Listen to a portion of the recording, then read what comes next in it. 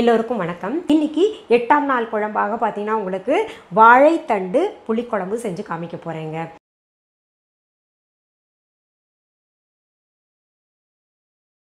வாழைத்தண்டில் புளிக்குழம்பா அப்படின்னு நினைப்பீங்க. பொரியல் செஞ்சுருக்கோம், கூட்டு செஞ்சுருக்கோம். புளிக்குழம்பு பொதுவாகவே வாழைக்காயிலையும் அப்புறம் வெண்டைக்காயிலையும் செய்வாங்க. நீங்கள் என்ன வாழைத்தண்டில் செய்கிறீங்க அப்படின்னு சொல்லிட்டு நீங்களாம் நினைப்பீங்க. சும்மா ஒரு மாறுதலுக்காக வாழைத்தண்டில் செஞ்சு பார்க்கலாம் தான். ஏன்னா வாழைத்தண்டில் பொரியல் செய்வோம், கூட்டு வைப்போம், அவ்வளோதான். அதை தாண்டி நம்ம பயன்படுத்துறது இல்லை. அந்த வாழைத்தண்டு உடம்புக்கு எவ்வளோ நல்லதுன்னு சொல்லிட்டு இந்த தலைமுறை குழந்தைங்களுக்கெல்லாம் புரிய மாட்டேங்குது. ஏன்னா நம்ம சுவையாக சாப்பிட்டு பார்த்திங்கன்னா இந்த நாட்டுக்காய்கள், வாழைத்தண்டு, இன்னும் நிறைய நாட்டுக்காய்கள், நாட்டு அவரை இருக்குது, நாட்டு பீன்ஸ் இருக்குது, இது போன்ற காய்கறிகள் எல்லாம் வந்து நம்ம மறந்துக்கிட்டு வர்றோம். இந்த வாழைத்தண்டில் நிறைய நார்ச்சத்து இருக்குது, கால்சியம் நிறையா இருக்குது, ரொம்பவே நல்லது. எலும்பு உறுதிப்பட ஸ்ட்ராங்காக இருக்கணும்னா வாழைத்தண்டெல்லாம் சேர்த்துக்கிட்டே வரணும். இந்த வாழைத்தண்டை வேக வச்சு அதை ஜூஸ் எடுத்தோ இல்லை சூப் செஞ்சோ சாப்பிட்டோன்னு வைங்களேன், அது வந்து நம்ம உடம்பு வந்து நல்லா இளைக்கும்னு சொல்லுவாங்க. சரி, இப்போ வாழைத்தண்டு புளிக்குழம்பு செய்வதற்கு தேவையான பொருள்கள் என்னென்னு பார்த்துடலாம். வாழைத்தண்டு நம்ம முழங்கையில் பாதி அளவு எடுத்துக்கிட்டு பொடி பொடியாக நறுக்கி மஞ்சத்தூள் உப்பு போட்டு வேக வச்சது. கூழாக அரைத்த தக்காளி 2, பொடியாக நறுக்கிய பெரிய வெங்காயம் 1, சின்ன வெங்காயம் 10, கறிவேப்பிலை இலைகள் 12, கடுகு 1 டீஸ்பூன், வெந்தயம் அரை டீஸ்பூன், 2 சுண்டைக்காய் அளவு புளி, கொத்தமல்லி இலைகள் தேவையான அளவு, மஞ்சள் தூள் 1/4 டீஸ்பூன், நான் அரைத்த சாம்பார் தூள் 1 டீஸ்பூன், தனியாத்தூள் 3/4 டீஸ்பூன், மல்லித்தூள் 3/4 டீஸ்பூன், மிளகாய்த்தூள் 1 டீஸ்பூன், குழம்பு மிளகாய்த்தூள் 1 டீஸ்பூன், வாழைத்தண்டு வேக வைத்த தண்ணீர் 1 கப், உப்பு தேவையான அளவு, நல்லெண்ணெய் தேவையான அளவு. நம்ம இப்போ வாழைத்தண்டு புளிக்குழம்பு செய்வதற்கு தேவையான பொருள்கள் எல்லாம் பார்த்துட்டோம். அடுத்தது நம்ம இப்போது இது அடுப்பு பற்ற வச்சு ஒரு கடாய் வச்சுருக்கேன். அது எப்படி செய்யணும்னு பார்த்துடலாம். முதல்ல அடுப்பு பற்ற வச்சு ஒரு கடாயை வச்சு நல்லெண்ணெய் தேவையான அளவு ஊற்றிக்கலாம். கிட்டத்தட்ட ஒரு 4-5 டீஸ்பூன் ஊற்றுங்க. புளிக்குழம்புக்கு அப்படி ஊற்றினா தான் நல்லாயிருக்கும். எண்ணெய் சூடானதுமே கடுகு வெந்தயம் போட்டு தாளிச்சுக்கலாம். வாழைத்தண்டை என்ன செஞ்சுருக்கேன்னா, நம்ம முழங்கையில் பாதி அளவு வாங்கிக்கிட்டு அது நறுக்கும் போதே நாரை நீக்கி பொடி பொடியாக அரிஞ்சு குக்கரில் ஒரு 2 விசிலில் உப்பும் மஞ்சத்தூளும் போட்டு வேக வச்சது தான் நான் இப்போ உங்களுக்கு காமிச்சேன். இப்போ பாருங்கள், இங்கே இது வெடிச்சிருச்சு. கடுகு வெந்தயம். அடுத்து நம்ம பெரிய வெங்காயம் சேர்த்துக்கலாம். பெரிய வெங்காயமும் சின்ன வெங்காயமும். நான் 2 வெங்காயமும் ஏன் சேர்த்துக்கிட்டு இருக்கேன்னா, 2 வெங்காயமும் ரொம்ப உடம்புக்கு நல்லது. அதில் சின்ன வெங்காயம் ரொம்பவே நல்லது, ரத்த விருத்திக்கெல்லாம் ரொம்ப நல்லது. கருவேப்பிலையும் சேர்த்துக்கலாம்.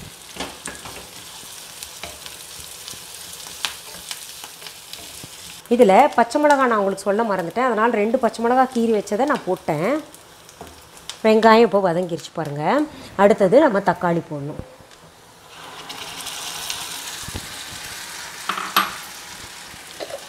அதில் உப்பையும் போட்டுக்கலாம்.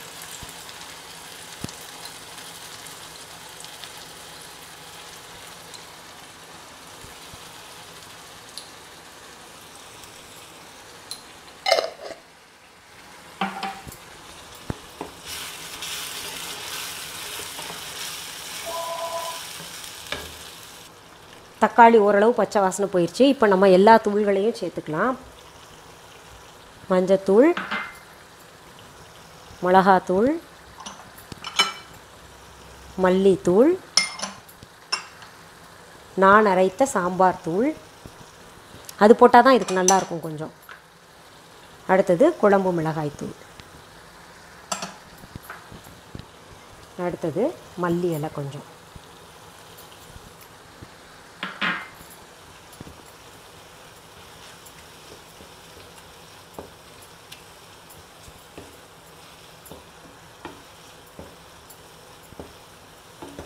சுமார் 2 நிமிஷம் இதை வந்து நம்ம பிரட்டி போடணும்.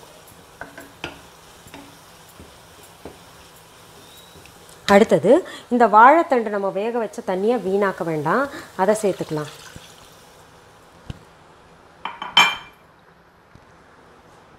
அடுத்தது புளி தண்ணியை சேர்த்துக்கலாம்.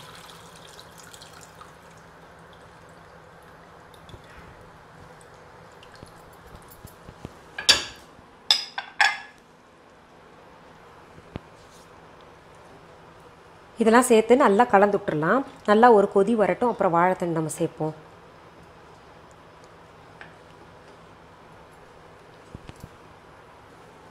இப்போது நல்லா கொதிச்சுட்ருக்கு இல்லையா, இதில் இந்த வேக வச்ச வாழைத்தண்டை சேர்த்துக்கலாம்.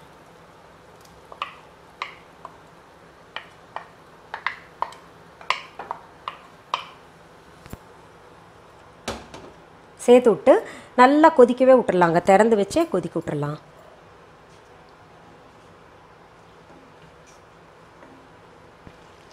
பாருங்கள் எப்படி கொதிக்குது பாருங்கள், இன்னும் நல்லா கொதிக்க விடலாம். இதில் ஒரு சிலர் என்ன பண்ணுவாங்க, தேங்காய் பால் கொஞ்சம் சேர்ப்பாங்க, சும்மா ஒரு டேபிள் ஸ்பூன் போல். நான் இதில் ஏன் சேர்க்கலைன்னா, நான் அரைச்ச சாம்பார் தூள்லேயே கொப்பரை தேங்காய் போட்டு அரைச்சிருக்கேன்ல, அதுவே போதுமான அளவு இருக்கும். அதனால் நான் சேர்க்காம விட்டுட்டேன். உங்களுக்கு வேணுன்னா கடைசியில் தேங்காய் பால் கொஞ்சம் போட்டுக்கலாம். ஆனால் இப்படியே ரொம்ப சுவையாக இருக்கும். இப்போ பாருங்கள் நல்லா கொதிச்சுட்ருக்கு பார்த்தீங்களா, இந்த அளவு சரியாக இருக்குது. இந்த திக்னஸ் வந்தோடனே நம்ம இறக்கிடலாம். இது வந்து நம்ம இட்லி, தோசை, சாதத்துக்கூடலாம் சாப்பிட அவ்வளோ சுவையாக இருக்குங்க. அடுப்பு அணைச்சிட்றேன், நான் இப்போ இறக்கிடுறேன். பாருங்கள் வாழைத்தண்டு புளிக்குழம்பு அவ்வளோ நல்ல வாசனை. நடுவில் நான் கொஞ்சம் டேஸ்ட் பண்ணி பார்த்துட்டேன், ரொம்ப பிரமாதமாக இருக்கும். நீங்கள் செஞ்சு பாருங்கள். நம்ம இது செய்கிறதுக்கு பார்த்திங்கன்னா கிட்டத்தட்ட நமக்கு ஒரு 20 மினிட்ஸ் தான் ஆகுங்க. இன்றைக்கி வெற்றிகரமாக 8ஆம் நாள் குழம்பாக வாழைத்தண்டு புளிக்குழம்பு செஞ்சு காமிச்சிட்டேன். இது செஞ்சு சாப்பிட்டு பாருங்கள், ரொம்ப சுவையாக இருக்குங்க. சரி, மீண்டும் அடுத்த எபிசோடில் வேறு ஒரு நல்ல தலைப்போடு உங்களெல்லாம் நான் சந்திக்கிறேன். அது வரைக்கும் நன்றி, வணக்கம். அன்பான வாடிக்கையாளர்களே, உங்கள் விஹா ஸ்டோரில் பூஜை பொருட்கள், சிலைகள், ராசிக்கற்கள், வாஸ்து பொருட்கள், விதைகள், பாரம்பரிய அரிசி வகைகள், சிறுதானியங்கள், ஆர்கானிக் பொருட்கள், மூலிகை எண்ணெய், மளிகை பொருட்கள், மரச்செக்கு எண்ணெய், மரப்பொருட்கள், வெள்ளி ஆபரணங்கள், கிஃப்ட் ஆர்டிகல்ஸ், காட்டன் மற்றும் பட்டு புடவைகள், காட்டன் சுடிதார்கள், பட்டு பாவாடை, குழந்தைகளுக்கான விளையாட்டு பொருட்கள், ஹை குவாலிட்டி இமிடேஷன் நகைகள், வீட்டு உபயோக பொருட்கள், ஜூட் பேக்ஸ், ஹேண்ட்மேட் சோப்ஸ், அழகு சாதன பொருட்கள், சிறுதானிய பிஸ்கெட்டுகள், ஹோம் அப்ளையன்சஸ், இன்னும் பற்பல பொருட்கள் விற்பனைக்குள்ளது. விஹா ப்ராடக்ட்களை நீங்கள் வாங்க விரும்பினால் அது எங்களுடைய viha.online வெப்சைட் மற்றும் சென்னை ராஜா அண்ணாமலைபுரத்தில் உள்ள எங்கள் விஹா ஸ்டோரில் மட்டுமே கிடைக்கும் என்பதை தெரிவித்துக் கொள்கிறோம்.